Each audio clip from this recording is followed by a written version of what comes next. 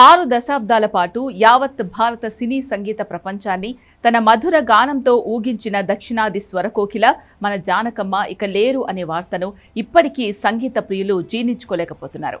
దాదాపు 17 భాషల్లో 50,000కు పైగా పాటలు పాడి కోట్లాది మంది హృదయాలు గెలుచుకున్న లెజెండరీ సింగర్ ఎస్ జానకి గారు ఇటీవల మైసూర్లో కన్నుమూసిన సంగతి తెలిసిందే.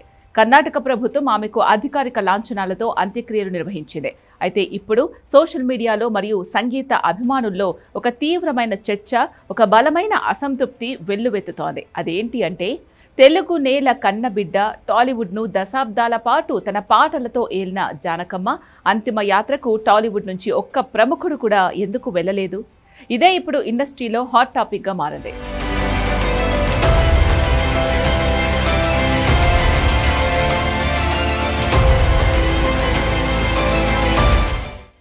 సాధారణంగా చిత్ర పరిశ్రమలో ఎవరైనా చిన్న నటుడు చనిపోయినా లేదా ఇండస్ట్రీకి చెందిన ప్రముఖులు మరణించినా కూడా టాలీవుడ్ పెద్దలు, స్టార్ హీరోలు, దర్శకులు క్యూ కడతారు. కానీ భారతీయ సంగీత శిఖరమైన జానకమ్మ అంత్యక్రియల విషయంలో టాలీవుడ్ ప్రవర్తించిన తీరుపై నెటిజన్లు తీవ్ర ఆగ్రహం వ్యక్తం చేస్తున్నారు. జానకమ్మ చనిపోగానే ట్విట్టర్, ఇన్స్టాగ్రామ్, ఫేస్బుక్లలో ఆమె ఆత్మకు శాంతి చేకూరాలి, రిప్ జానకమ్మ అంటూ పెద్ద పెద్ద పోస్టులు పెట్టి మమ అనిపించేశారు తప్ప ఒక్కరంటే ఒక్కరు కూడా మైసూరుకు వెళ్లి ఆమె పార్థివ దేహాన్ని కడసారి చూసే ప్రయత్నం చేయలేదు. కేవలం సోషల్ మీడియా పోస్టులతోనే తమ బాధ్యత తీరిపోయిందా అని అభిమానులు సూటిగానే ప్రశ్నిస్తున్నారు. మనం ఒక్కసారి చరిత్రను గుర్తు చేసుకుంటే, టాలీవుడ్లో ఉన్న సీనియర్ హీరోల నుంచి నిన్న మొన్నటి తరం వరకు ప్రతి ఒక్కరి సినిమాల్లోనూ జానకమ్మ అద్భుతమైన పాటలు పాడారు. ఎన్టీఆర్, ఏఎన్ఆర్, కృష్ణ, శోభన్ బాబుల కాలం నుంచి చిరంజీవి, బాలకృష్ణ, నాగార్జున, వెంకటేష్ ఇలా అందరి చిత్రాల విజయాల్లో ఆమె పాటలు కీలక పాత్ర పోషించాయి.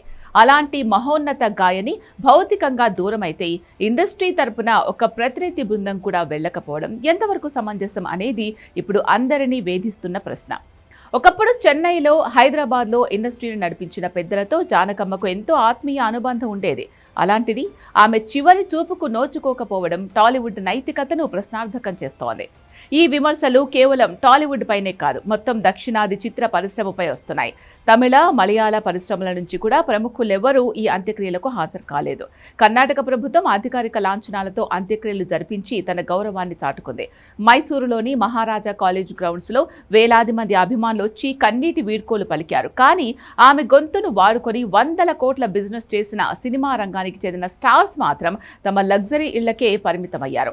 వెండితెరపై సెంటిమెంట్లు పండించే నటులకు నిజ జీవితంలో ఒక లెజెండ్కు గౌరవం ఇవ్వాలి అనే సెంటిమెంట్ లేదా అంటూ సోషల్ మీడియాలో నెటిజన్లు ఘాటుగా కామెంట్స్ పెడుతున్నారు.